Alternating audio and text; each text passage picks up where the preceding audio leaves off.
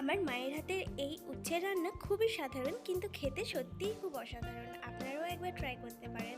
প্রথমে উচ্ছে, আলু আর কিছু গুঁড়ো মশলা, হলুদ গুঁড়ো, জিরে গুঁড়ো, লঙ্কা গুঁড়ো, যা সাধারণ মশলা তাই দিয়ে এবার কিছু কাঁকড়া দিয়ে সেগুলো ভালো করে সেদ্ধ